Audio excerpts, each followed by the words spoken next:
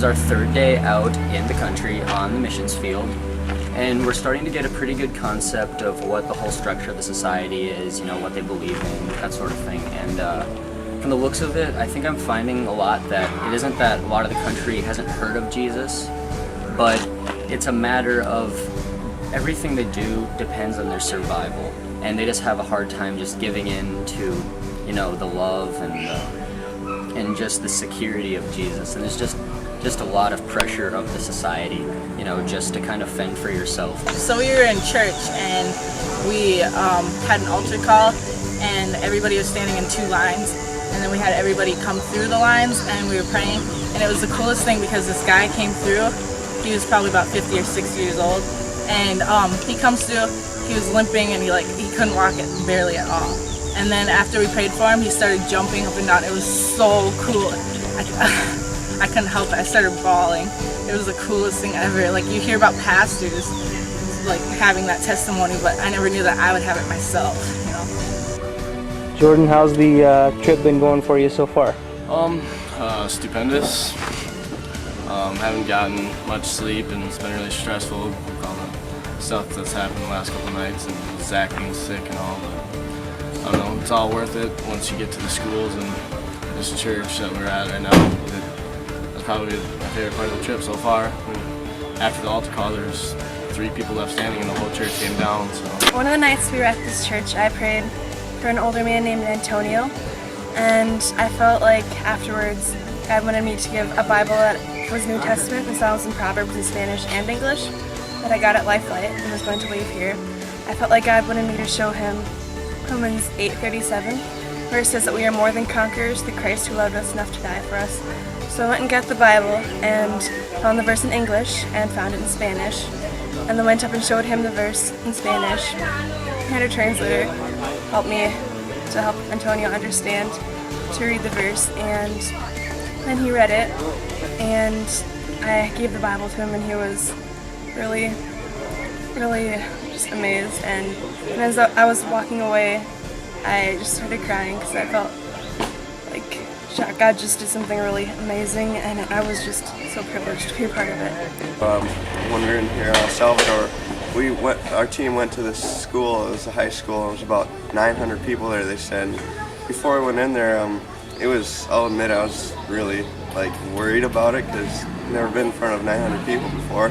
So we prayed before we went in there, and I'll tell you, I was just so nervous, what we were gonna do. I was looking at the people, they were just all staring at us and just talking amongst themselves. But when we got in there, I started to think about, I don't mean to be super religious, but I started to think how many of them didn't know about Jesus, and how many of them didn't know what they're gonna do or how they're gonna live their lives without him. And so I just started to do whatever, do our stuff right there, and I just did it all for him. And it was right after that they had an altar call, and I just started to feel so hard for them. I started to almost cry. I had to hide my face, but I saw all these. There's about 15 of them, and there's this one big guy that came forward during the altar call, and he was weeping.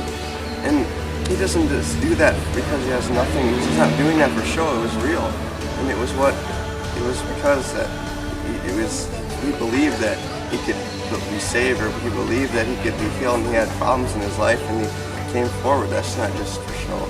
That's real, and it was so awesome that I saw that, and God made it happen, and it was just incredible.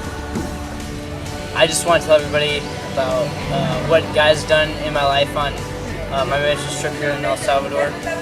And last night we did a healing altar call at one of the church services that I did, and God just he touched my life because I felt His power just all over the place. I knew His presence was there, and we just saw many healings.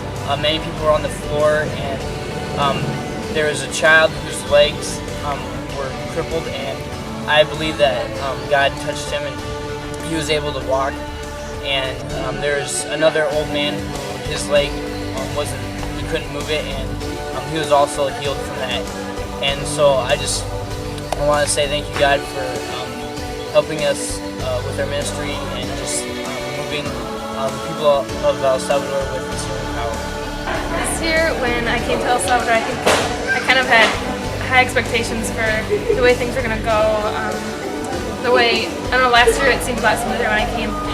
But this year we had a lot of, I don't know, troubling times, whatever. And God just showed me when we were at this last program in the street, and there were kids gathering around for prayer, for salvation.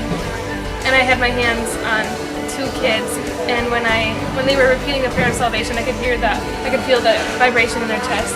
And at that moment, God told me that all of these troubles, all these things that we were going through is so worth it for these kids, because their name was being written in the Lamb's Book of Life at that time, and I'm going to see them in heaven someday, and everything that we've gone through is so worth it for these kids.